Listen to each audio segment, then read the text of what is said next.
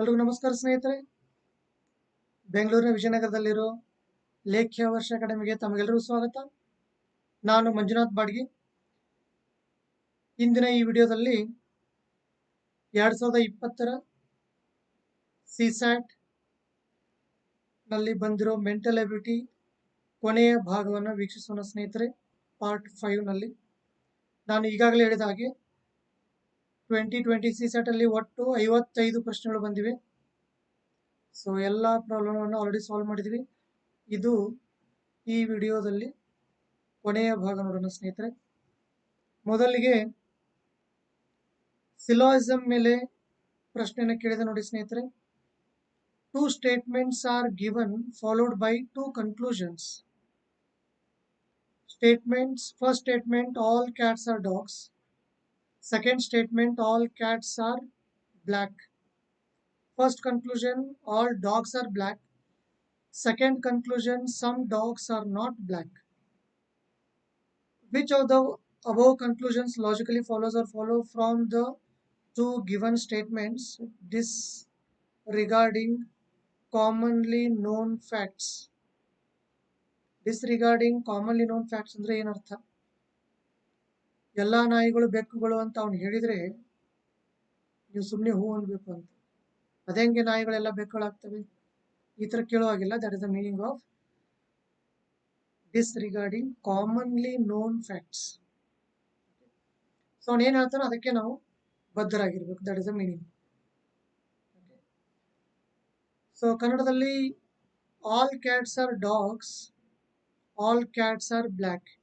ಕನ್ನಡದಲ್ಲಿ ಇದರ ಅರ್ಥ ಏನು ಅಂದ್ರೆ ಎಲ್ಲಾ ಬೆಕ್ಕುಗಳು ನಾಯಿಗಳು, ಎಲ್ಲಾ ಬೆಕ್ಕುಗಳು ಕಪ್ಪುಗಳು. ಬ್ಲ್ಯಾಕ್ ಅರ್ಥನೇ ಆಗಲ್ಲ ಅದು, ಬಟ್ ಸ್ಟಿಲ್ ಇದೆ. Okay, this is the name of the topic. ಏನು? ಸಿಲಾಜಿಸಮ್.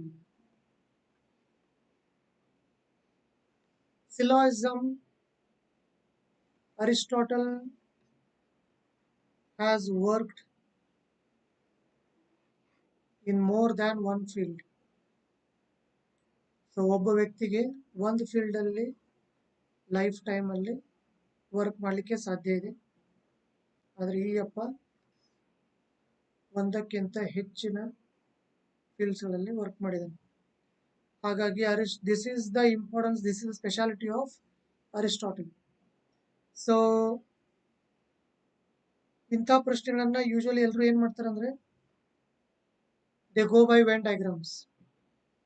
ಎಲ್ಲಾ ಬೆಕ್ಕುಗಳು ನಾಯಿಗಳು ಅಂದ ತಕ್ಷಣ ಈ ತರ ಎಲ್ಲಾ ಬೆಕ್ಕುಗಳು ನಾಯಿಗಳು ಈ ತರ ಮಾರ್ಕ್ ಮಾಡಿಬಿಡ್ತಾರೆ. This is unscientific method. ಇಲ್ಲೂ ಕೂಡ ಕೆಲವೊಂದಿಷ್ಟು ಬಾರಿ ಸರಿಯಾದ ಅಂದ್ರೆ ಕರೆಕ್ಟ್ ಆನ್ಸರ್ಸ್ ಬರುತ್ತವೆ, ಬಟ್ ನಾಟ್ ಆಲ್ವೇಸ್. ಎಲ್ಲ ಟೈಮ್ ಅಲ್ಲಿ ಸರಿಯಾದ ಆನ್ಸರ್ಸ್ ಬರಲ್ಲ.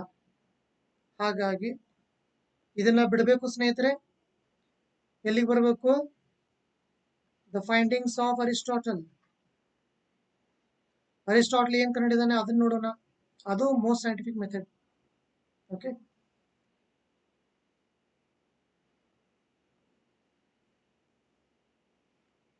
ಸೊ ಹೇಳಿಕೆಗಳು ತೀರ್ಮಾನಗಳು. ಮೊದಲನೇ ಹೇಳಿಕೆ ಏನಿದೆ ಅಂದ್ರೆ all cats are dogs. All cats are dogs. ಎರಡನೇ ಹೇಳಿಕೆ ಏನಿದೆ? All cats are black. ಇವೆರಡು ಹೇಳಿಕೆಗಳಿವೆ. ತೀರ್ಮಾನಗಳು, ಈ ಎರಡು ಹೇಳಿಕೆಗಳಿಗೆ ತೀರ್ಮಾನಗಳು ಬರೆದಿದ್ದಾನೆ. All dogs are black. ಇನ್ನೊಂದು some dogs are not black. ಇವೆರಡು ತೀರ್ಮಾನಗಳಿವೆ, ಕನ್ಕ್ಲೂಷನ್ಸ್ಗಳಿವೆ, ನಿರ್ಣಯಗಳಿವೆ. ಸೊ ಇದರಲ್ಲಿ ಒಂದು ಮಾತ್ರ ಸರಿನಾ ಅಥವಾ ಎರಡು ಮಾತ್ರ ಸರಿನಾ ಅಥವಾ ಎರಡೂ ಸರಿನಾ ಅಥವಾ ಎರಡೂ ತಪ್ಪ? ಓಕೆ, ಸೊ ಇಲ್ಲಿ ನಾವು ಡಿಸಿಷನ್ ತಗೋಬೇಕಾಗಿದೆ. ಈಗ ಈ ಪ್ರಾಬ್ಲಮ್ ಸಾಲ್ವ್ ಮಾಡಲಿಕ್ಕೆ ಬೇಕಾಗಿರೋ ಪಾಯಿಂಟ್ಸ್ ಅನ್ನ ಮಾತ್ರ ಹೇಳ್ತೀನಿ ಸ್ನೇಹಿತರೆ, ಕೇಳಿ.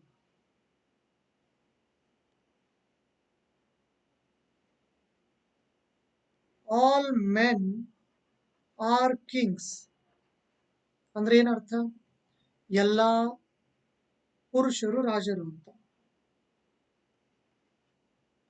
No king is monarch. No king is monarch. ಯಾವ ರಾಜನು ಏನಲ್ಲ, ಚಕ್ರವರ್ತಿ ಅಲ್ಲ. Some books are bags. ಕೆಲವು ಪುಸ್ತಕಗಳು ಚೀಲಗಳು. Some goods are not services. ಕೆಲವು ಸರಕುಗಳು ಸೇವೆಗಳಲ್ಲ. Some goods are not services. ಕೆಲವು ಸರಕುಗಳು ಏನಲ್ಲ, ಸೇವೆಗಳಲ್ಲ. ಸೊ ಅರಿಸ್ಟಾಟಲ್ ಏನ್ ಹೇಳ್ತಾರೆ ಅಂದ್ರೆ ಸ್ನೇಹಿತರೆ, ಈ 4 ಪ್ರಕಾರದ ಮಾತ್ರ ಹೇಳಿಕೆಗಳು ಬರುತ್ತವೆ ಅಂತ ಹೇಳ್ತಾರೆ. These are the only 4 types of statements.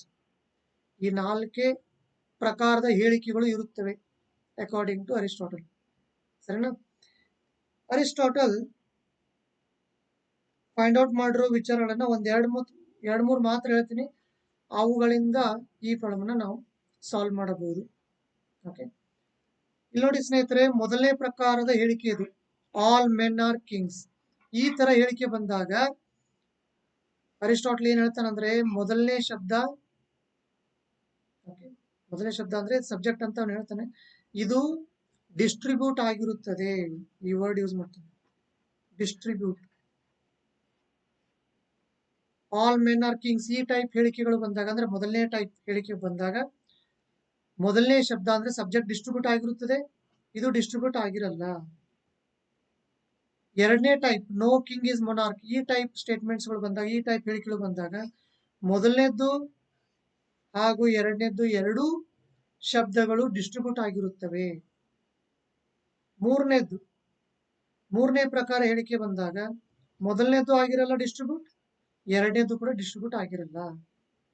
ನಾಲ್ಕನೇ ಪ್ರಕಾರ ಹೇಳಿಕೆ ಬಂದಾಗ ಮೊದಲನೇ ಶಬ್ದ ಡಿಸ್ಟ್ರಿಬ್ಯೂಟ್ ಆಗಿರಲ್ಲ, ಎರಡನೇ ಶಬ್ದ ಡಿಸ್ಟ್ರಿಬ್ಯೂಟ್ ಆಗಿರುತ್ತದೆ. ಇದನ್ನು ಶಾರ್ಟ್ಕಟ್ ಅಲ್ಲಿ ಹೇಗೆ ಬರೀಬಹುದು? ಆಲ್ ಫಸ್ಟ್ ಡಿಸ್ಟ್ರಿಬ್ಯೂಟ್ ಆಗಿದೆ, ಸೆಕೆಂಡ್ ಆಗಿಲ್ಲ. ನೋ ಎರಡು ಡಿಸ್ಟ್ರಿಬ್ಯೂಟ್ ಆಗಿವೆ. ಸಮ್ ಎರಡು ಡಿಸ್ಟ್ರಿಬ್ಯೂಟ್ ಆಗಿಲ್ಲ. ಸಮ್ ನಾಟ್ ಮೊದಲನೇದಾಗಿಲ್ಲ, ಎರಡನೇದಾಗಿದೆ. ಈ ರೀತಿಯಾಗಿ ನಾವು ಶಾರ್ಟ್ಕಟ್ ಅಲ್ಲಿ ಈ ಟೇಬಲ್ ನ ನೆನಪಿಡಬಹುದು ಸ್ನೇಹಿತರೆ. Okay, this is about distribution and the types of statements. ಯಾವ್ಯಾವ ಟೈಪ್ ಸ್ಟೇಟ್ಮೆಂಟ್ಸ್ ಗಳು ಬರುತ್ತವೆ ಹಾಗೂ ಯಾವ್ಯಾವ ಶಬ್ದಗಳು ಡಿಸ್ಟ್ರಿಬ್ಯೂಟ್ ಆಗಿವೆ. ಡಿಸ್ಟ್ರಿಬ್ಯೂಷನ್ ಟೇಬಲ್ ಅಂತ ನಾವು ಇದಕ್ಕೆ ಹೇಳ್ಬೋದು ಶಾರ್ಟ್ಕಟ್ ಅಲ್ಲಿ. ಸರಿನಾ? ಈಗ ನೋಡಿ ಪ್ರಾಬ್ಲಮ್ ಬರೋಣ ಸ್ನೇಹಿತರೆ. ಮೊದಲನೇ ಹೇಳಿಕೆ ಏನಿದೆ? All cats are dogs. ಮೊದಲನೇ ಹೇಳಿಕೆ. ಎರಡನೇ ಹೇಳಿಕೆ ಆಲ್ ಕ್ಯಾಟ್ಸ್ ಆರ್ ಬ್ಲ್ಯಾಕ್. ಇದು ಎರಡನೇ ಹೇಳಿಕೆ. ಮೊದಲನೇ ಹೇಳಿಕೆಯಲ್ಲಿ ಯಾವ ಶಬ್ದ ಡಿಸ್ಟ್ರಿಬ್ಯೂಟ್ ಆಗಿದೆ? ಕ್ಯಾಟ್ಸ್, ಡಾಗ್ಸ್ ಆಗಿಲ್ಲ. ರೈಟ್. ಎರಡನೇ ಹೇಳಿಕೆಯಲ್ಲಿ ಕ್ಯಾಟ್ಸ್ ಡಿಸ್ಟ್ರಿಬ್ಯೂಟ್ ಆಗಿದೆ, ಇದು ಈ ಶಬ್ದ ಡಿಸ್ಟ್ರಿಬ್ಯೂಟ್ ಆಗಿಲ್ಲ. ಇಲ್ಲೇ ಇದೆ ನೋಡಿ, ಆಲ್ ಅಂದ್ರೆ ಫಸ್ಟ್ ಡಿಸ್ಟ್ರಿಬ್ಯೂಟ್ ಆಗಿರುತ್ತೆ, ಸೆಕೆಂಡ್ ಆಗಿರಲ್ಲ. ಡಿಸ್ಟ್ರಿಬ್ಯೂಷನ್ ಟೇಬಲ್ ಚೆಕ್ ಮಾಡಿ. ಓಕೆ, ಆಲ್ ಅಂತ ಸ್ಟಾರ್ಟ್ ಆಯ್ತು ಅಂದ್ರೆ ಹೇಳಿಕೆ, ಆಲ್ ಅಂದ್ರೆ ಏನು? ಎಲ್ಲ ಅಂತ, ಎಲ್ಲಾ ಬೆಕ್ಕುಗಳು, ನಾಯಿಗಳು, ಈ ತರ. ಓಕೆ, ಸೊ ಆಲ್ ಅಂತ ಬಂತು ಅಂದ್ರೆ ಫಸ್ಟ್ ಡಿಸ್ಟ್ರಿಬ್ಯೂಟ್ ಆಗಿರುತ್ತೆ, ಸೆಕೆಂಡ್ ಆಗಿರಲ್ಲ. ಸೊ ಆಲ್ ಅಂತ ಸ್ಟಾರ್ಟ್ ಆಗಿದೆ, ಹಾಗಾಗಿ ಫಸ್ಟ್ ಡಿಸ್ಟ್ರಿಬ್ಯೂಟ್ ಆಗಿದೆ, ಸೆಕೆಂಡ್ ಆಗಿಲ್ಲ. ಇಲ್ಲಿವರೆಗೆ ಅರ್ಥ ಆಯ್ತು. ಈಗ ಕನ್ಕ್ಲೂಷನ್ಸ್ ಬರೋಣ. ಮೊದಲನೇ ಕನ್ಕ್ಲೂಷನ್, ತೀರ್ಮಾನ, ಮೊದಲನೇ ತೀರ್ಮಾನ, ಆಲ್ ಡಾಗ್ಸ್ ಆರ್ ಬ್ಲ್ಯಾಕ್. ಎರಡನೇ ತೀರ್ಮಾನ, some dogs are not black. ಇವೆರಡು ತೀರ್ಮಾನಗಳು ಯಾವ ಸರಿ ಅಂತ ಕೇಳಿರೋದು. ಈಗ ನೋಡಿ ಸ್ನೇಹಿತರೆ, ಅರಿಸ್ಟಾಟಲ್ 14 ರೂಲ್ಸ್ ಗಳನ್ನ ಹೇಳ್ತಾನೆ. ಇಲ್ಲಿ ನಾನು 14 ರೂಲ್ಸ್ ಗಳನ್ನ ರಿವೈಸ್ ಮಾಡೋದು ಅಷ್ಟು ಈಸಿ ಇಲ್ಲ, ಹಾಗಾಗಿ ಈ ಪ್ರಾಬ್ಲಮ್ ಸಾಲ್ವ್ ಮಾಡ್ಲಿಕ್ಕೆ ಬೇಕಾಗಿರೋ ರೂಲ್ಸ್ ಅನ್ನ ಮಾತ್ರ ರಿವೈಸ್ ಮಾಡ್ತೀನಿ ಸ್ನೇಹಿತರೆ. ಅರಿಸ್ಟಾಟಲ್ ಏನ್ ಹೇಳ್ತಾನಂದ್ರೆ, ತೀರ್ಮಾನದಲ್ಲಿ ಯಾವ್ದಾದ್ರೂ ಒಂದು ಶಬ್ದ ಡಿಸ್ಟ್ರಿಬ್ಯೂಟ್ ಆಗಿದ್ರೆ, ತೀರ್ಮಾನದಲ್ಲಿ ಯಾವ್ದಾದ್ರೂ ಒಂದು ಶಬ್ದ ಡಿಸ್ಟ್ರಿಬ್ಯೂಟ್ ಆಗಿ ಆ ಶಬ್ದವು ಹೇಳಿಕೆಗಳಲ್ಲಿ ಎಲ್ಲಿಯೂ ಡಿಸ್ಟ್ರಿಬ್ಯೂಟ್ ಆಗಿಲ್ಲ ಅಂದ್ರೆ ಆ ತೀರ್ಮಾನವು ತಪ್ಪು ತೀರ್ಮಾನವಾಗಿರುತ್ತದೆ. ಇಂಗ್ಲಿಷ್ ಅಲ್ಲ, If a word is distributed in the conclusion without being distributed in any of the premises, in any of the statements, then that conclusion is a wrong conclusion. ಇದು ಒಂದು ರೂಲ್. ಇದು Aristotle ಕೊಟ್ಟಿರೋ rule. ಆ rule use ಮಾಡಿದ್ರೆ ಈ problem ನಾವು ಈಸಿಯಾಗಿ manage ಮಾಡಬಹುದು. ಸೊ ರೂಲ್ ಏನಿದೆ, ಅರಿಸ್ಟಾಟಲ್ ಕೊಟ್ಟಿರೋ ರೂಲ್, ಇದು ಒಂದು ತೀರ್ಮಾನ. ಈ ತೀರ್ಮಾನದಲ್ಲಿ ಈ ಶಬ್ದ ಡಿಸ್ಟ್ರಿಬ್ಯೂಟ್ ಆಗಿದೆಯಾ? ಯಾಕೆ ಹೇಳಿ, ಆಲ್ ಬಂದ್ರೆ ಮೊದಲನೇ ಡಿಸ್ಟ್ರಿಬ್ಯೂಟ್ ಆಗಿರುತ್ತೆ. ಡಾಗ್ಸ್ ಡಿಸ್ಟ್ರಿಬ್ಯೂಟ್ ಆಗಿದೆ. ಈ ಶಬ್ದ ಇಲ್ಲಿ ಕನ್ಕ್ಲೂಷನ್ ಡಿಸ್ಟ್ರಿಬ್ಯೂಟ್ ಆಗಿದೆ. ಆದ್ರೆ ಅದೇ ಶಬ್ದ ಹೇಳಿಕೆಗಳಲ್ಲಿ ಎಲ್ಲಾದ್ರೂ ಡಿಸ್ಟ್ರಿಬ್ಯೂಟ್ ಆಗಿದೆಯಾ? ಆಗಿಲ್ಲ. ಇಲ್ಲಿ ಒಂದು ಶಬ್ದ ಡಿಸ್ಟ್ರಿಬ್ಯೂಟ್ ಆಗಿ ಅಲ್ಲಿ ಹೇಳಿಕೆಗಳಲ್ಲಿ ಅದು ಆಗಿಲ್ಲ ಅಂದ್ರೆ ದಿಸ್ ಈಸ್ ರಾಂಗ್ ಕನ್ಕ್ಲೂಷನ್, ತಪ್ಪು ನಿರ್ಣಯ. ಎರಡನೇ ನಿರ್ಣಯ ಚೆಕ್ ಮಾಡೋಣ. ಈ ಸರಿ ಇದೆಲ್ಲ ಚೆಕ್ ಮಾಡೋಣ. Some dogs are not black. ನಾಲ್ಕನೇ ಪ್ರಕಾರ ಹೇಳಿಕೆ ಇದೆ ನೋಡಿ. ನಾಲ್ಕನೇ ಪ್ರಕಾರ ಅಂದ್ರೆ ಏನು? ಸಮ್ ನಾಟ್ ಇದ್ದಾಗ ಮೊದಲನೇದು ಡಿಸ್ಟ್ರಿಬ್ಯೂಟ್ ಆಗಿರಲ್ಲ, ಎರಡನೇದು ಡಿಸ್ಟ್ರಿಬ್ಯೂಟ್ ಆಗಿರುತ್ತದೆ. ಸೊ ತೀರ್ಮಾನದಲ್ಲಿ ಬ್ಲ್ಯಾಕ್ ಅನ್ನೋ ಶಬ್ದ ಡಿಸ್ಟ್ರಿಬ್ಯೂಟ್ ಆಗಿದೆ. ಆ ಶಬ್ದವು ಹೇಳಿಕೆಗಳಲ್ಲಿ ಡಿಸ್ಟ್ರಿಬ್ಯೂಟ್ ಆಗಿದ್ರೆ ಚೆಕ್ ಮಾಡ್ಕೊಂಡ್ ಬರ್ಬೇಕು. ಹೇಳಿಕೆಗಳಲ್ಲಿ ಇಲ್ಲಿದೆ ನೋಡಿ, ಬ್ಲ್ಯಾಕ್ ಇಲ್ಲಿ ಡಿಸ್ಟ್ರಿಬ್ಯೂಟ್ ಆಗಿಲ್ಲ. ಅಂದ್ರೆ ತೀರ್ಮಾನದಲ್ಲಿ ಒಂದು ಶಬ್ದ ಡಿಸ್ಟ್ರಿಬ್ಯೂಟ್ ಆಗಿ ಅದೇ ಶಬ್ದ ಹೇಳಿಕೆಗಳಲ್ಲಿ ಡಿಸ್ಟ್ರಿಬ್ಯೂಟ್ ಆಗಿಲ್ಲ ಅಂದ್ರೆ ಅದು ರಾಂಗ್ ಕನ್ಕ್ಲೂಷನ್. ಹಾಗಾಗಿ ಮೊದಲನೇ ಕನ್ಕ್ಲೂಷನ್ ರಾಂಗ್, ಎರಡನೇ ಕನ್ಕ್ಲೂಷನ್ ಕೂಡ ರಾಂಗ್. ಇಲ್ಲಿ ಒಂದೇ ಒಂದು ರೂಲ್ ಸಾಕು ಟು ಸಾಲ್ವ್ ದಿಸ್ ಪ್ರಾಬ್ಲಮ್. ಅದು ಯಾವ ರೂಲ್ ಅಂದ್ರೆ, ಹೇಳಿಕೆಗಳಲ್ಲಿ ತೀರ್ಮಾನದಲ್ಲಿ ಯಾವ್ದಾದ್ರು ಒಂದು ಶಬ್ದ ಡಿಸ್ಟ್ರಿಬ್ಯೂಟ್ ಆಗಿ ಆ ಶಬ್ದವು ಹೇಳಿಕೆಗಳಲ್ಲಿ ಡಿಸ್ಟ್ರಿಬ್ಯೂಟ್ ಆಗದೇ ಇದ್ರೆ ಅದು ತಪ್ಪು ನಿರ್ಣಯ. If a word is distributed in the conclusion without being distributed in any of the statements then it is a wrong conclusion. ಈ ತೀರ್ಮಾನದಲ್ಲಿ, ಎರಡನೇ ತೀರ್ಮಾನದಲ್ಲಿ ಬ್ಲ್ಯಾಕ್ ಅನ್ನೋ ಶಬ್ದ ಇಲ್ಲಿ ಡಿಸ್ಟ್ರಿಬ್ಯೂಟ್ ಆಗಿದೆ, ಆದ್ರೆ ಆ ಬ್ಲ್ಯಾಕ್ ಅನ್ನೋ ಶಬ್ದ ಹೇಳಿಕೆಗಳಲ್ಲಿ ಡಿಸ್ಟ್ರಿಬ್ಯೂಟ್ ಆಗಿಲ್ಲ. ಹಾಗಾಗಿ ಎರಡನೇ ತೀರ್ಮಾನ ತಪ್ಪು ನಿರ್ಣಯ. ಸೊ ಮೊದಲನೇದು ತಪ್ಪು, ಎರಡನೇದು ತಪ್ಪು. The correct answer is neither conclusion 1 nor conclusion 2. ಅದರ ಅರ್ಥ third option C is the correct answer. ಮೂರನೇ ಆಪ್ಷನ್ ಸರಿಯಾದ ಉತ್ತರ. ಇನ್ನೊಂದು ಇಂಪಾರ್ಟೆಂಟ್ ಥಿಂಗ್ ಇಲ್ಲಿ,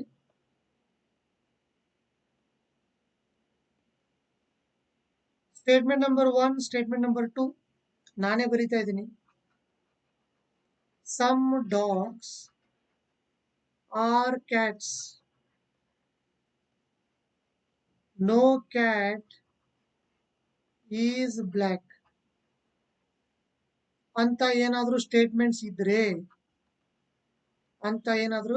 ಸ್ಟೇಟ್ಮೆಂಟ್ಸ್ ಇದ್ರೆ, ಇಲ್ಲ ಇದ್ರೆ ಈ ರೀತಿಯಾದ ಸ್ಟೇಟ್ಮೆಂಟ್ಸ್ S1 S2 ಮೊದಲನೇ ಹೇಳಿಕೆ ಎರಡನೇ ಹೇಳಿಕೆ ಇದ್ರೆ ಆಗ ಮಾತ್ರ ಈ ಕನ್ಕ್ಲೂಷನ್ ಸರಿ ಆಗ್ತಾ ಇತ್ತು. ಯಾವ ಕನ್ಕ್ಲೂಷನ್? ಎರಡನೇ ಕನ್ಕ್ಲೂಷನ್ ಯಾವುದು? Some dogs are not black. ಇದು ಸರಿ ಆಗೋ ಇರೋದು ಯಾವಾಗ? ಈ ಎರಡು ಹೇಳಿಕೆಗಳು ಇದ್ದಾಗ. ಆದ್ರೆ ಈಗ ಕೊಟ್ಟರು ಹೇಳಿಕೆಗಳು ಇವೆರಡು ಅಲ್ಲ, ಹಾಗಾಗಿ ಇದು ತಪ್ಪು ನಿರ್ಣಯ. ಇದೊಂದು ಎಕ್ಸ್ಟ್ರಾ ಪಾಯಿಂಟ್ ಹೇಳಿದ್ದೀನಿ, ಬಟ್ ಇಸ್ ನಾಟ್ ರಿಕ್ವೈರ್ಡ್. ಮುಂಚೆ ಹೇಳಿದ್ದು ಏನು?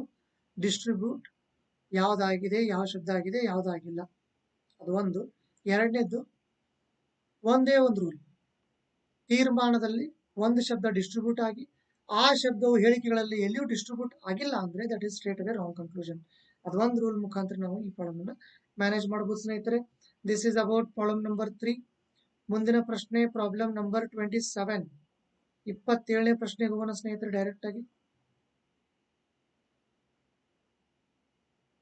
27ನೇ ಪ್ರಶ್ನೆ ಅದು ಕೂಡ ಸ್ಟೇಟ್ಮೆಂಟ್ ಮೇಲೇನೆ ಇದೆ, S1 S2 ಮೇಲೆ ಇದೆ, but is not a problem on ಸಿಲಾಜಿಸಮ್.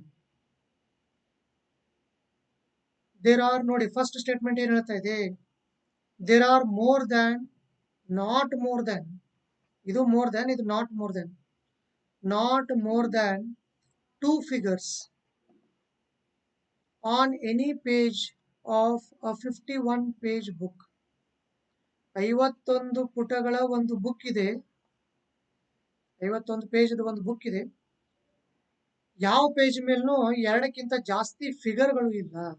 ಅಂತ ಮೊದಲನೇ ಹೇಳಿಕೆ ಹೇಳ್ತಾ ಇದೆ. ಎರಡನೇ ಹೇಳಿಕೆ ನೋಡೋಣ. ಎರಡನೇ ಹೇಳಿಕೆ, there is at least one figure on each and every page. Minimum ಒಂದಾದ್ರೂ ಫಿಗರ್ ಪ್ರತಿಯೊಂದು ಪೇಜ್ ಮೇಲೆ ಇದೆ. ಇವೆರಡು ಹೇಳಿಕೆಗಳು. ಪ್ರಶ್ನೆ ಇರೋದೇನು? Question, coming to the question part, are there more than 100 figures in that book? ಪ್ರಶ್ನೆ ಇರೋದೇನಂದ್ರೆ 100ಕ್ಕಿಂತ ಜಾಸ್ತಿ ಫಿಗರ್ಗಳು ಆ ಬುಕ್ ಅಲ್ಲಿ ಇದೆಯೋ ಇಲ್ಲೋ?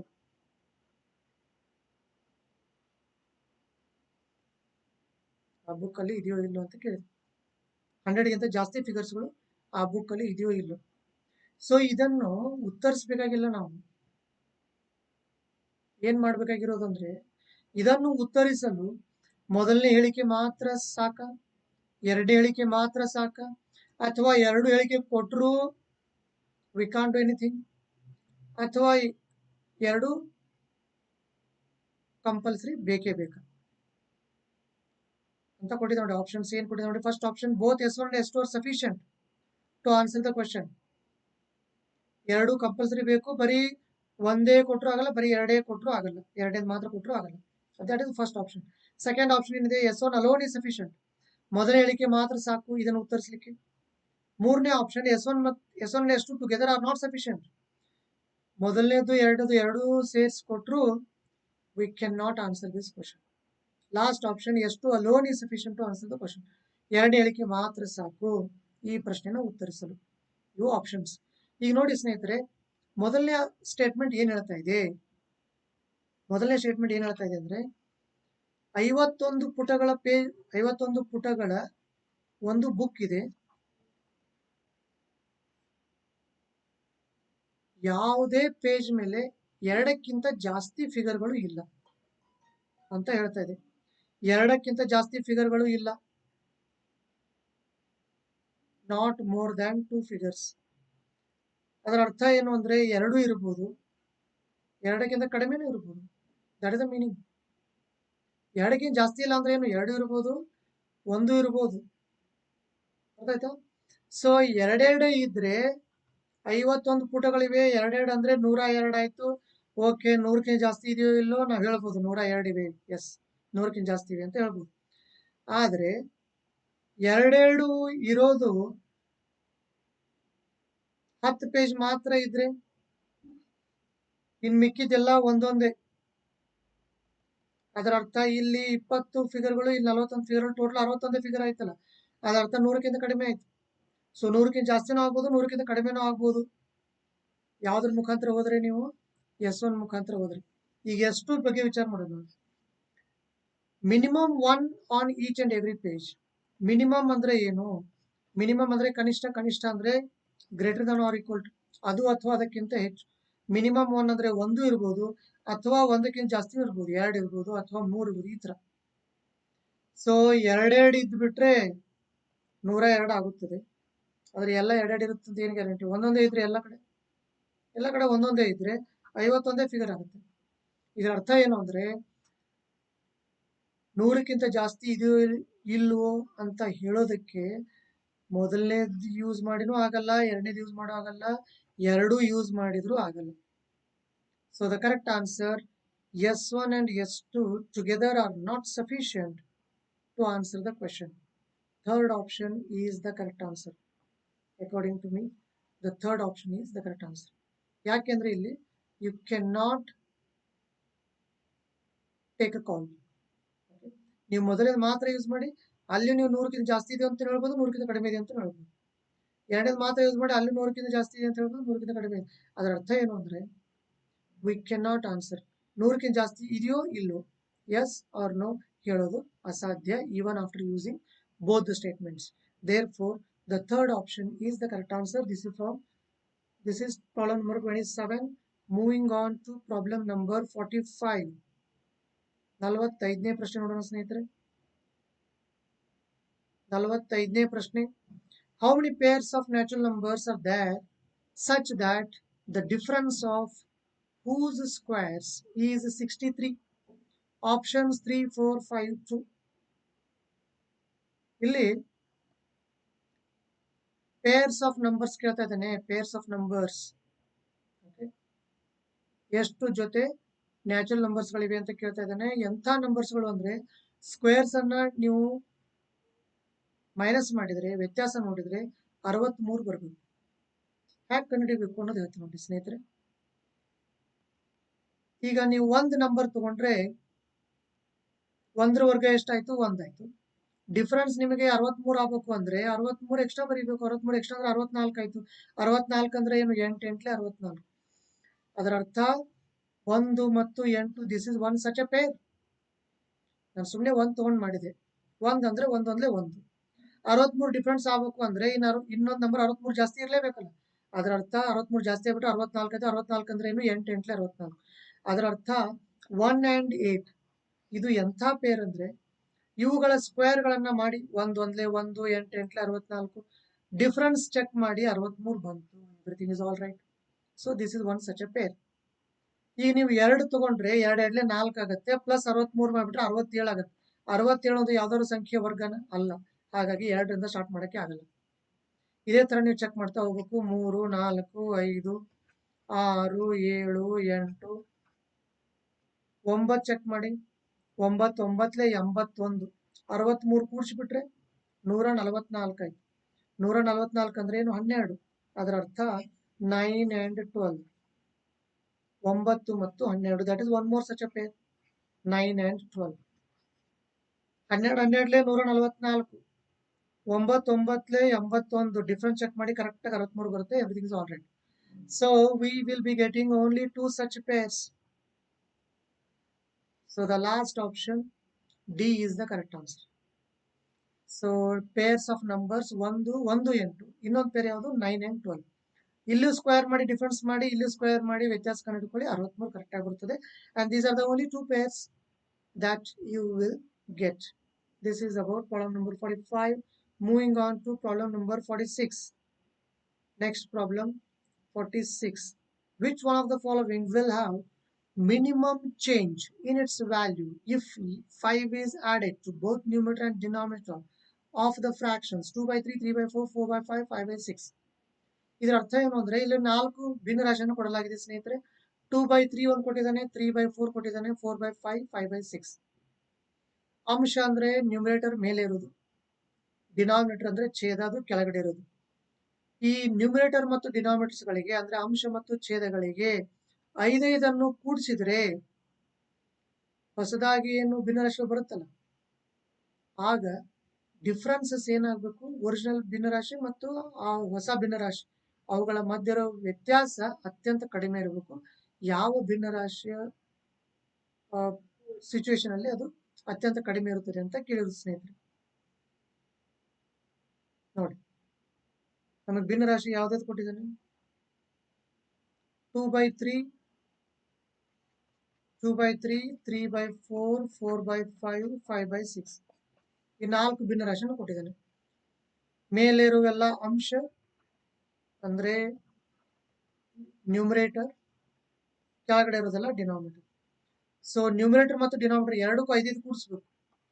5 ಕೂಡಿಸು ಅಂದ್ರೆ ಏನು? 2 ಇದ್ದಿದ್ದು 2 + 5 ಎಷ್ಟಾಗುತ್ತೆ? 7 ಆಗುತ್ತೆ. 3 ಇದ್ದಿದ್ದು 3 + 5 8 ಆಗುತ್ತೆ. ಇದಕ್ಕೆ 5 ಕೂಡಿಸ್ಬಿಟ್ರೆ 8 9. ಈ ತರ 5 ಕೂಡಿಸ್ಬೇಕು ಮೇಲೆ ಕೆಳಗೆ. That is one thing. Second thing ಏನಂದ್ರೆ ಈ 7/8 ಮತ್ತು 2/3 ಡಿಫರೆನ್ಸ್ ಚೆಕ್ ಮಾಡಬೇಕು.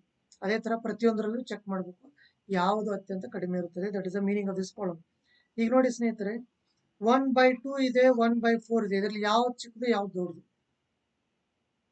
First let us discuss this point. ಕೆಳಗಡೆ ಇರೋದು ಎಷ್ಟು ಈಕ್ವಲ್ ಪೀಸ್ ಮಾಡೋಣ? 2 ಈಕ್ವಲ್ ಪೀಸ್ ಮಾಡೋಣ. ಒಂದೇ ಪೀಸ್ ತಗೊಳ್ಳಿ. 1 ಪೀಸ್ ತಗೊಂಡ್ಬಿಟ್ರೆ ಅರ್ಧ ಬಂತ. ಸೊ 1/2 ಅಂದ್ರೆ ಅರ್ಧ, ಹಾಫ್. 1/4 ಅಂದ್ರೆ ಏನು? 4 ಈಕ್ವಲ್ ಪೀಸ್ ಮಾಡಿ ಒಂದೇ ಪೀಸ್ ತಗೊಳ್ಳಿ. ಇದು ಕಾಲ್ ಭಾಗ, ಕ್ವಾರ್ಟರ್. ಸೊ ಕಾಲ್ ಭಾಗ ಚಿಕ್ಕದು. ಇದರ ಅರ್ಥ ಏನು ಅಂದ್ರೆ ಮೇಲೆ ಸೇಮ್ ಇದ್ದಾಗ, ಮೇಲೆ ಸೇಮ್ ಇದೆಯಲ್ಲ 1 1, ಮೇಲೆ ಸೇಮ್ ಇದ್ದಾಗ ಕೆಳಗಡೆ ದೊಡ್ಡದು ಯಾವ್ದು ಇರುತ್ತಲ್ಲ, ಕೆಳಗಡೆ ದೊಡ್ಡದಿರೋದೇ ಅತ್ಯಂತ ಚಿಕ್ಕದು. When the numerators are same, The fraction with the greatest denominator is the smallest fraction.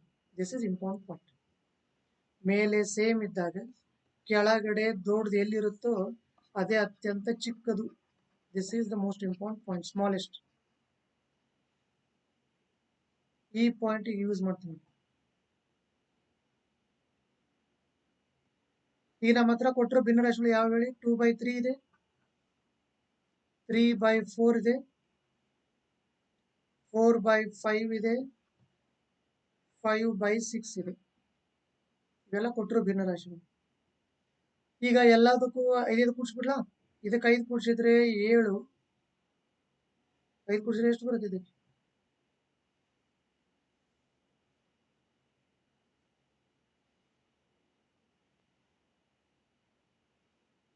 5 ಕೂಡಿಸ್ಬಿಟ್ರೆ ಇದಕ್ಕೆ 7 ಬರುತ್ತೆ ನೋಡಿ, 7. ಕೆಳಗಡೆ 5 ಕೂಡಿಸಿದ್ರೆ 8, ಮೇಲೆ 5 ಕೂಡಿಸಿದ್ರೆ 8, ಕೆಳಗಡೆ 5 ಕೂಡಿಸಿದ್ರೆ 9, ಮೇಲೆ 5 ಕೂಡಿಸಿದ್ರೆ 9, ಕೆಳಗಡೆ 5 ಕೂಡಿಸಿದ್ರೆ 10, ಮೇಲೆ 5 ಕೂಡಿಸಿದ್ರೆ 10, ಕೆಳಗಡೆ 5 ಕೂಡಿಸಿದ್ರೆ 11. ಈಗ ಇದೇ ಜಾಸ್ತಿ ಮಾಡಾಯ್ತು. ಈಗ ಡಿಫ್ರೆನ್ಸ್ ಚೆಕ್ ಮಾಡ್ಬೇಕು. ಡಿಫ್ರೆನ್ಸ್, ವ್ಯತ್ಯಾಸ. ಇಲ್ಲಿ ನೋಡಿ ಸ್ನೇಹಿತರೆ, 8 3 24, ಮಲ್ಟಿಪ್ಲೈ ಮಾಡ್ಕೊಂಬಿಡಿ ಅಷ್ಟೇ ಕೆಳಗಡೆ. 9 4 36, 10 5 50, 11 6 66. ಎರಡು ಕ್ಲಿಯರ್ ಆಯ್ತಾ? ಇನ್ಮೇಲೆ ನೋಡಿ, 8 ಇದೆ, ಇಲ್ಲಿ 24 ಇದೆ ಅಂದ್ರೆ 8 3 3 ಇದೆ, 24 ಇದೆ ಅಂದ್ರೆ 3 8. ಅದರ ಅರ್ಥ 7 3 21, 2 8 16. ಇಲ್ಲಿ 9 ಹೋಗಿ 36 ಆಗಿದ್ರೆ 9 4 4 9, 8 4 32 ಮೈನಸ್ 9 3 27. ಇಲ್ಲಿ 10 ಹೋಗಿ 50 ಆಗಿದ್ರೆ 10 5, 5 ಹೋಗಿ 50 ಆಗಿದ್ರೆ 5 10, 9 5 45 ಮೈನಸ್ಗೆ ಮೈನಸ್ ಮಧ್ಯಕ್ಕೆ 4 10 40. ಇಲ್ಲೂ ಹಾಗೆ ಮಾಡಿ 11 6 66, 6 11, 10 6 60, 11 5 55. ಇಲ್ಲಿ 5/66 ಬರುತ್ತೆ. ಇಲ್ಲಿ 50 ಹಾಗೆ ಇರಲಿ, ಮೇಲೆ 45 40 ಕಳೆದ್ರೆ 5 ಬರುತ್ತೆ. 36 ಹಾಗೆ ಇರಲಿ, 32 27 ಕಳೆದ್ರೆ 5 ಬರುತ್ತೆ. 24 ಹಾಗೆ ಇರಲಿ, 21 16 ಕಳೆದ್ರೆ 5 ಬರುತ್ತೆ. ಇವೆಲ್ಲ ಡಿಫ್ರೆನ್ಸಸ್. ಎಲ್ಲಿ ಅತ್ಯಂತ ಚಿಕ್ಕದಿದೆ ಹುಡುಕ್ಬೇಕಷ್ಟೆ. ಎಲ್ಲಿ ಅತ್ಯಂತ ಚಿಕ್ಕದಿದೆಯೋ, ಎಲ್ಲಿ ಲೀಸ್ಟ್ ಇದೆಯೋ, that is the final answer. ಎಲ್ಲಿ ಚಿಕ್ಕದು ಎಲ್ಲಿ ದೊಡ್ಡದು ಆಗ್ಲೇ ಹೇಳಿದ್ದೀನಿ ಸ್ನೇಹಿತರೆ. ಮೇಲೆ ಎಲ್ಲ ಕಡೆ ಏನಿದೆ 5 5 5 5 ಇಲ್ಲ, ಮೇಲೆ ಎಲ್ಲ ಕಡೆ 5 5 5 5 ಇದೆ. ಸೊ ಕೆಳಗಡೆ ಎಲ್ಲಿ ಜಾಸ್ತಿ ಇರುತ್ತೋ ಅದೇ ಅತ್ಯಂತ ಚಿಕ್ಕದು. ಕೆಳಗಡೆ ಇಲ್ಲಿ 24 ಇದೆ, ಇಲ್ಲಿ 36 ಇದೆ, ಇಲ್ಲಿ 50 ಇದೆ, ಇಲ್ಲಿ 66 ಇದೆ, ಇಲ್ಲಿ ಅತ್ಯಂತ ಜಾಸ್ತಿ ಇದೆ, ಹಾಗಾಗಿ ಇದೆ ಅತ್ಯಂತ ಚಿಕ್ಕದು. ಹಾಗಾಗಿ the answer is 5/6. 5/6. This is the correct answer. The last option D, 5/6, that is the correct answer. ಇದು ಎಂಥ ಫ್ರಾಕ್ಷನ್ ಅಂದ್ರೆ, ಈ ಕೊಟ್ಟಿರೋ ಫ್ರಾಕ್ಷನ್ಸ್ಗಳಲ್ಲಿ ಇದು ಎಂಥ ಫ್ರಾಕ್ಷನ್ ಅಂದ್ರೆ, ಮೇಲೆ ಕೆಳಗೆ 5 ಕೂಡಿಸಿ ಹೊಸ ಭಿನ್ನರಾಶಿ ಬರುತ್ತದೆ. ಆಗ ಡಿಫ್ರೆನ್ಸ್ ಚೆಕ್ ಮಾಡಿ, ಡಿಫ್ರೆನ್ಸ್ ಏನಾಗುತ್ತದೆ, ಚೇಂಜಸ್ ಏನಾಗುತ್ತದೆ, ಅತ್ಯಂತ ಕಡಿಮೆ ಇರುತ್ತದೆ. That's the meaning. ಸರಿನಾ? This is about problem number 46. ಈಗ ಮುಂದಿನ ಪ್ರಶ್ನೆ ಪ್ರಾಬ್ಲಮ್ ನಂಬರ್ 65. ಈಗ ನಿಮ್ಮ ತಲೆಯಲ್ಲಿ ಏನು ಬರುತ್ತೆ ಅಂದ್ರೆ, 65th ಪ್ರಾಬ್ಲಮ್ ಆಲ್ರೆಡಿ ನಾವು ಸಾಲ್ವ್ ಮಾಡಿದೀವಿ, ಮತ್ತೆ ಯಾಕೆ ಸಾಲ್ವ್ ಮಾಡ್ತಾ ಇದ್ದೀರಾ? ಎಸ್, ಪ್ರಾಬ್ಲಮ್ ನಂಬರ್ 65 ಅದು ಎಲ್ರಿಗೂ ಒಂಚೂರು ಪ್ರಾಬ್ಲಮ್ ಆಗಿದೆ. ಕಮೆಂಟ್ ಬಾಕ್ಸ್ ಅಲ್ಲಿ ಎಲ್ಲರೂ ಕಮೆಂಟ್ ಏನ್ ಮಾಡಿದಾರೆ ಅಂದ್ರೆ, ಸರ್ ನಾವು ನಂಬರ್ಸ್ ಬೇರೆ ಬೇರೆ ತಗೊಂಡು ಮಾಡ್ತಾ ಇದ್ದೀವಿ, 100 ತಗೊಂಡು ಮಾಡಿದೀವಿ, and we are not getting the same answer as you have got ಅಂತ ಕಮೆಂಟ್ ಬಾಕ್ಸ್ ಅಲ್ಲಿ ಹಾಕಿದ್ದಾರೆ. ಹಾಗಾಗಿ ಅವ್ರಿಗೋಸ್ಕರ ಈ ಪ್ರಾಬ್ಲಮ್ ನಾನು ಮತ್ತೆ ಮಾಡ್ತಾ ಇದ್ದೀನಿ. 65ನೇ ಪ್ರಶ್ನೆ ಸ್ನೇಹಿತರೆ. ಸುಮಾರು ಜನ ಕಮೆಂಟ್ ಬಾಕ್ಸ್ ಅಲ್ಲಿ ಕಮೆಂಟ್ ಮಾಡಿದ್ದೀರಾ ನೋಡಿ. In adult population of a city, 40% men and 30% women are married. 30% women, all these are married.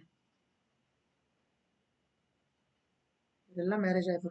Okay, married. What is the percentage of married adult population? ಹಾಗಾದ್ರೆ ಒಟ್ಟು ಮ್ಯಾರೇಜ್ ಆದವರು ಎಷ್ಟು ಪರ್ಸೆಂಟ್ ಜನ ಇದ್ದಾರೆ ಅಂತ ಕೇಳಿದ್ರು, ಸರಿನಾ? ಅಲ್ಲಿಗೆ ಮುಗಿಲಿಲ್ಲ, ಅಷ್ಟೇ ಓದಿದ್ರೆ ನೀವು ಕಮೆಂಟ್ ಬಾಕ್ಸ್ ಅಲ್ಲಿ ಹಾಕಿರೋದೆಲ್ಲ ಡೌಟ್ಸ್ಗಳು ವ್ಯಾಲಿಡ್ ಆಗ್ತಾ ಇತ್ತು, ಇಲ್ಲಿಗೆ ನಿಲ್ಸಿದ್ರಿ. ಬಟ್ ಇನ್ನು ಮುಂದೆ ಏನು ಕೊಟ್ಟಿದ್ದಾನಲ್ಲ, those sentences will clear your doubts. ಮುಂದೆ ಏನು ಕೊಟ್ಟಿದ್ದ ನೋಡಿ ಸ್ನೇಹಿತರೆ, if no man marries more than one woman, ಯಾವ ಪುರುಷನು ಒಬ್ಬಳಿಗಿಂತ ಜಾಸ್ತಿ ಜನ ಮಹಿಳೆಯರನ್ನ ಮದುವೆ ಆಗಿಲ್ಲ. No woman marries more than one man, ಯಾವ ಮಹಿಳೆಯು ಒಬ್ಬನಿಗಿಂತಲೂ ಹೆಚ್ಚು ಜನ ಪುರುಷರನ್ನ ಮದುವೆ ಆಗಿಲ್ಲ. And there are no widows and widows, ಅಲ್ಲಿ ಯಾರು ಹೆಂಡತಿ ಸತ್ತವರು ಇಲ್ಲ, ಅಲ್ಲಿ ಯಾರು ಮಹಿಳೆಯರು ಗಂಡು ಸತ್ತವರು ಇಲ್ಲ. ಇದರ ಅರ್ಥ ಏನು ಅಂದ್ರೆ, ಅರ್ಥ ಏನು ಹೇಳಿ ನೋಡೋಣ. ಯಾರ ಹೆಂಡತಿನೂ ಸತ್ತಿಲ್ಲ, ಯಾರ ಗಂಡನೂ ಸತ್ತಿಲ್ಲ, ಒಂದು ವಿಚಾರ. ಎರಡನೇ ವಿಚಾರ, ಯಾವ ಪುರುಷನು ಒಬ್ಬರಿಗಿಂತ ಜಾಸ್ತಿ ಮಹಿಳೆಯರನ್ನ ಮದುವೆ ಆಗಿಲ್ಲ, ಯಾವ ಮಹಿಳೆಯನು ಒಬ್ಬನಿಗಿಂತ ಜಾಸ್ತಿ ಪುರುಷರನ್ನ ಮದುವೆ ಆಗಿಲ್ಲ. ಇದರ ಅರ್ಥ ಏನು ಅಂದ್ರೆ, ಎಷ್ಟು ಜನ ಪುರುಷರು ಮದುವೆ ಆಗಿದ್ದಾರೋ ಅಷ್ಟೇ ಜನ ಮಹಿಳೆಯರು ಮದುವೆ ಆಗಿದ್ದಾರೆ ಅಂತ ಅರ್ಥ. 100 ಜನ ಪುರುಷರು ಮದುವೆ ಆಗಿದ್ದಾರೆ ಅಂದ್ರೆ 100 ಜನ ಮಹಿಳೆಯರೇ ಮದುವೆ ಆಗಿರ್ತಾರೆ. I hope you are getting my point. ಯಾಕೆ ಆಗ ಮಾತ್ರ ಪ್ರತಿಯೊಬ್ಬ ಪುರುಷ ಒಂದಕ್ಕಿಂತ ಜಾಸ್ತಿ ಮಹಿಳೆಯರನ್ನ ಮದುವೆ ಆಗಿರಲ್ಲ, ಯಾವ ಮಹಿಳೆಯನು ಒಂದಕ್ಕಿಂತ ಜಾಸ್ತಿ ಪುರುಷರನ್ನ ಮದುವೆ ಆಗಿರಲ್ಲ, ಯಾವ ಪುರುಷನು ಹೆಂಡತಿನೂ ಸತ್ತಿರಲ್ಲ, ಯಾವ ಮಹಿಳೆ ಹೆಂಡತಿನೂ ಸತ್ತಿರಲ್ಲ. ಯಾವಾಗ ಸಾಧ್ಯ? 100 ಜನ ಪುರುಷರು ಮದುವೆ ಆಗಿದ್ದಾರೆ ಅಂದ್ರೆ 100 ಜನ ಮಹಿಳೆಯರು ಮದುವೆ ಆಗುತ್ತೆ. I hope you are getting my point. Next, ಮೇಲೆ ನೋಡಿದ್ರೆ ಪರ್ಸೆಂಟೇಜ್ ನೋಡಿದ್ರೆ ಬೇರೆ ಬೇರೆ ಇದಾವೆ, ಹೌದಾ? 40%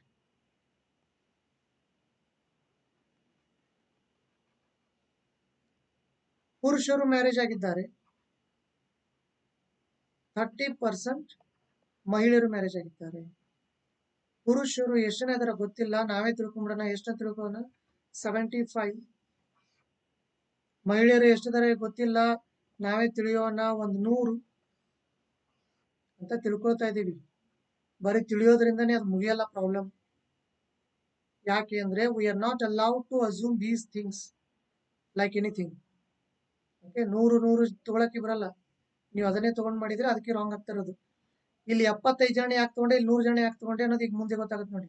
40% ಆಫ್ 75, 40% ಆಫ್ 75, 25 ಮೂರ್ಲೆ 25 ನಾಲ್ಕಲೆ 4 ಒಂದ್ಲೆ 4 ಹತ್ಲೆ 10 ಮೂರ್ಲೆ 30 ಜನ ಪುರುಷರು ಮದುವೆ ಆಗಿದ್ದಾರೆ. ಇಲ್ಲಿ 30% ಆಫ್ 100 ಅಂದ್ರೆ ಏನು? 30% ಆಫ್ 100. 100 ಹೋಗ್ಬಿಟ್ರೆ 30 ವಿಮೆನ್ ಆರ್ ಮ್ಯಾರಿಡ್. ನೋಡಿ, 30 ಜನ ಪುರುಷರು 30 ಜನ ಮಹಿಳೆಯರು ಮದುವೆ ಆಗಿದ್ದಾರೆ. 100% ಕರೆಕ್ಟ್. ಯಾಕೆ ಅಂದ್ರೆ ಇಲ್ಲಿ ಎಷ್ಟು ಜನ ಪುರುಷರು ಮದುವೆ ಆಗಿರ್ತಾರೋ ಅಷ್ಟೇ ಜನ ಮಹಿಳೆಯರು ಮದುವೆ ಆದವ್ರು ಸಿಗುತ್ತೆ ನಿಮಗೆ. ಆ ತರ ನಂಬರ್ಸ್ ಅನ್ನ ಮಾತ್ರ you are allowed to take in the beginning. ಅರ್ಥ ಆಯ್ತಾ ಎಲ್ರಿಗೂ? ಈಗ ಟೋಟಲ್ 75, ಇಲ್ಲೊಂದು 100, ಅದರ ಅರ್ಥ ಅಡಲ್ಟ್ ಪಾಪ್ಯುಲೇಷನ್ ಎಷ್ಟಿದೆ? 175 ಇದೆ ನೋಡಿ. ಅಡಲ್ಟ್ ಪಾಪ್ಯುಲೇಷನ್ ಎಷ್ಟಿದೆ? 175 ಇದೆ. ಆ 175 ಜನ ವಯಸ್ಕರಲ್ಲಿ, ಆ ಊರಲ್ಲಿ ಇರೋ 175 ಜನ ವಯಸ್ಕರು, ಅದರಲ್ಲಿ ಮದುವೆ ಆದ ವಯಸ್ಕರು ಎಷ್ಟು? 60 ಜನ. ಯಾಕಂದ್ರೆ 30 ಜನ ಪುರುಷರು 30 ಜನ ಮಹಿಳೆಯರು, ಟೋಟಲ್ 60 ಜನ. ಕೇಳ್ತಾ ಇರೋದು ಪರ್ಸೆಂಟೇಜ್ ಅಂದ್ರೆ ಇಂಟು 100 ಮಾಡಿಬಿಡಿ, will get the final answer. 25 ನಾಲ್ಕಲೆ 25 ಏಳೆ 6 ನಾಲ್ಕಲೆ 24, 240/7. 240 7 ಇಂದ ಡಿವೈಡ್ ಮಾಡಿ. 7 ಮೂರ್ಲೆ 21, 30. 7 ನಾಲ್ಕಲೆ 28, 2. First the answer, then the remainder, then the divisor. So the final answer is 34 2/7, which is there in the third option. So ಇಲ್ಲಿ ನಾವು ಏನೇನೋ ಅಸ್ಯೂಮ್ ಮಾಡಕ್ ಆಗಲ್ಲ. ಯಾಕೆ ಮಾಡಕ್ ಆಗಲ್ಲ ಅಂದ್ರೆ ಇಲ್ಲಿ ಏನಾದ್ರು ಅಸ್ಯೂಮ್ ಮಾಡಿ, okay, but here they must be equal.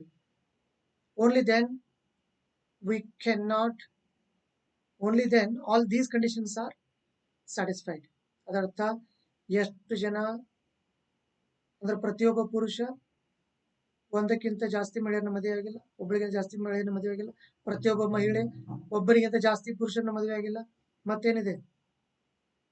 Nobody is a widow there and nobody is a widower there. Okay, everything will be all right. Moving on to the next one. Problem number 77. This is the last problem from this question paper. A shop owner offers the following discount options on an article to a customer. First, successive discounts of 10% and 20%, and then pay a service tax of 10%. Second one, successive discounts of 20% and 10%, and then pay a service tax of 10%. Third, pay a service tax of 10% first, then successive discounts of 20% and 10%. Which one of the following is correct? One only is the best option for the customer. Two only is the best option for the customer. Three only is the best option for the customer. All the options are equally good for the customer. These are the options. So what's the meaning of all this? This is a problem on SD. SD andre ಏನು? SD andre successive discounts. Successive discounts. ಕನ್ನಡದಲ್ಲಿ ಸತತ ರಿಯಾಯಿತಿಗಳು. ಈಗ ಒಬ್ಬ customer ಹೋಗ್ತಾನೆ ಎಲ್ಲಿ ಮಾರ್ಕೆಟ್ಗೆ, ಅವನ ಹತ್ರ 3 ಆಪ್ಷನ್ಸ್ಗಳಿವೆ, 3 ಬೇರೆ ಬೇರೆ ಅಂಗಡಿಗಳಿವೆ ಅಂತ ಅಂದ್ಕೊಳ್ಳೋಣ. ಮೊದಲನೇ ಅಂಗಡಿಯವನು ಏನು ಹೇಳ್ತಾ ಇದ್ದಾನೆ? ನಾವು ಫಸ್ಟ್ 10% ಡಿಸ್ಕೌಂಟ್ ಕೊಡ್ತೀವಿ, ನಂತರ 20% ಡಿಸ್ಕೌಂಟ್ ಕೊಡ್ತೀವಿ, ನಂತರ ಅದೇನು ಬರುತ್ತೋ ಅದಕ್ಕೆ ನೀವು 10% ಸರ್ವಿಸ್ ಟ್ಯಾಕ್ಸ್ ಕೊಡಬೇಕು ಅಂತ ಹೇಳ್ತಾನೆ. ಎರಡನೇ ಅಂಗಡಿಯವರು ಏನು ಹೇಳ್ತಾನೆ? ನಾವು ಫಸ್ಟ್ 20% ಡಿಸ್ಕೌಂಟ್ ಕೊಡ್ತೀವಿ, ನಂತರ 10% ಡಿಸ್ಕೌಂಟ್ ಕೊಡ್ತೀವಿ, ಸತತ ರಿಯಾಯಿತಿಗಳು, ಸಕ್ಸೆಸಿವ್ ಡಿಸ್ಕೌಂಟ್ಸ್. ನಂತರ ಏನು ಬ್ಯಾಲೆನ್ಸ್ ಬರುತ್ತೋ ಅದಕ್ಕೆ ನೀವು 10% ಸರ್ವಿಸ್ ಟ್ಯಾಕ್ಸ್ ಸೇರಿಸಿ ಕೊಡಬೇಕು ಅಂತ ಎರಡನೇ ಅಂಗಡಿಯವ್ರು ಹೇಳ್ತಾ ಇದ್ದಾನೆ. ಮೂರನೇ ಅಂಗಡಿಯವ್ರು ಏನು ಹೇಳ್ತಾ ಇದ್ದಾನೆ ಅಂದ್ರೆ, ನೋಡಿ ನೀವು ಫಸ್ಟ್ 10% ಸರ್ವಿಸ್ ಟ್ಯಾಕ್ಸ್ ಕೊಟ್ಬಿಡ್ಬೇಕು ನಮಗೆ, ನಂತರ ನಾನು ನಿಮಗೆ 20% ಡಿಸ್ಕೌಂಟ್ ಕೊಡ್ತೀನಿ, ನಂತರ 10% ಡಿಸ್ಕೌಂಟ್ ಕೊಡ್ತೀನಿ ಅಂತ ಹೇಳ್ತಾನೆ. ಈಗ ಒಬ್ಬ ಗ್ರಾಹಕನಾಗಿ ಅವನು ಯಾವ ಶಾಪಿಗೆ ಹೋಗ್ಬೇಕು? That is the meaning of this whole problem. Okay,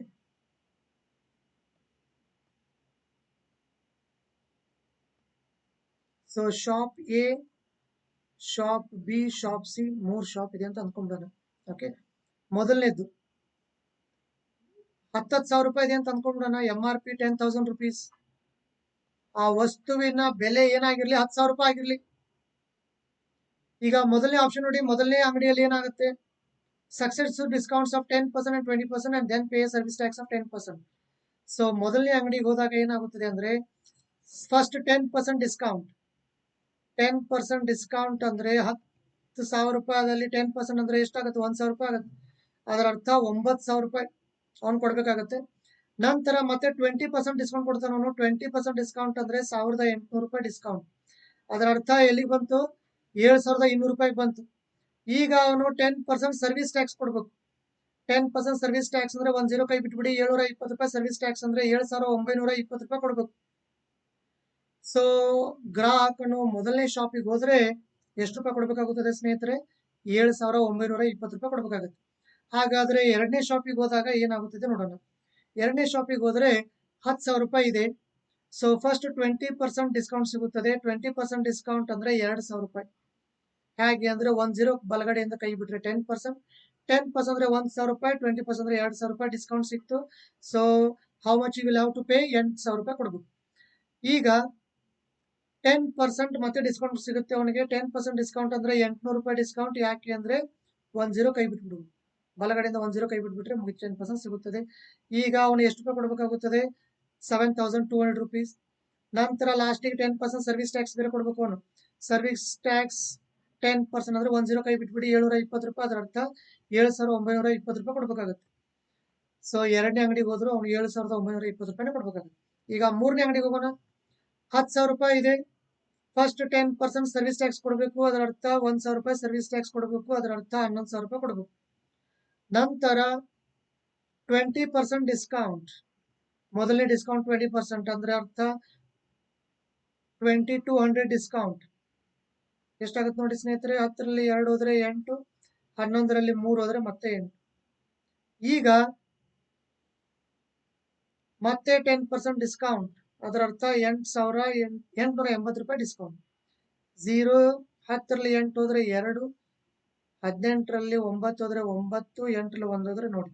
ಇದರ ಅರ್ಥ ಏನು ಅಂದ್ರೆ ಯಾವ ಅಂಗಡಿಗೆ ಹೋದ್ರು ಅಷ್ಟೇ ಕತೆ. ಅದರ ಅರ್ಥ ಆಲ್ ದ 3 ಆಪ್ಷನ್ಸ್ ಅವನಿಗೆ ಈಕ್ವಲಿ ಬೆನಿಫಿಟ್ ಇದೆ. ಅದರ ಅರ್ಥ ಏನು ಅಂದ್ರೆ ಸ್ನೇಹಿತರೆ, ಆಪ್ಷನ್ಸ್ ನೋಡಿ, all the options are equally good for the customer and that should be marked because in all the 3 options it is the same 7,920 rupees you will have to pay in the end. ಹಾಗಾಗಿ ಯಾವ್ದು option ತಗೊಂಡ್ರು ಅಷ್ಟೇ. ಹಾಗಾಗಿ all the options are equally beneficial to him. So the final answer is D. Okay, so ಇಲ್ಲಿಗೆ 2020 CSET ಅಲ್ಲಿ ಬಂದಿರೋ ಎಲ್ಲ mentality ಪ್ರಶ್ನೆಯನ್ನು ಸಾಲ್ವ್ ಮಾಡಿತ್ತು ಸ್ನೇಹಿತರೆ. ಸೊ ನಮ್ಮದೇ ಆದ ಒಂದು ಕೋಚಿಂಗ್ ಸೆಂಟರ್ ಇದೆ in Vijayanagar, Bangalore. By two coffee ಮೇಲ್ ಇದೆ ಸ್ನೇಹಿತರೆ. ಸೊ ನಾಳೆಯಿಂದ, ಅದರ ಅರ್ಥ 11 ಅಕ್ಟೋಬರ್ 2020 ನಮ್ಮ ಸಂಸ್ಥೆಯಲ್ಲಿ FDA, SDA, PC, PSI ಹಾಗೂ ಗ್ರೂಪ್ ಸಿ ಎಕ್ಸಾಮ್ಸ್ಗಳಿಗೆ ಜನರಲ್ ಸ್ಟಡೀಸ್ ಬ್ಯಾಚಸ್ಗಳನ್ನು ಸ್ಟಾರ್ಟ್ ಮಾಡಬೇಕಂತ ವಿಚಾರ ಇದೆ. ಹಾಗಾಗಿ ನಿಮಗೆ ಏನಾದರೂ ಅವಶ್ಯಕತೆ ಇದ್ದರೆ you can contact me on my mobile number 9845935630. ಹಾಗೂ ಯೂಟ್ಯೂಬ್ ವಿಡಿಯೋಗಳನ್ನು ವೀಕ್ಷಿಸಿದ್ದಕ್ಕೆ ತುಂಬ ಧನ್ಯವಾದಗಳು. ಈ ವಿಡಿಯೋಗಳ ಮುಖಾಂತರ ನಾನು ಸುಮಾರು ಮೆಸೇಜಸ್ಗಳನ್ನು ನಿಮಗೆ ಪಾಸ್ ಮಾಡ್ತಾ ಇರ್ತೀನಿ. Thank you for watching my video.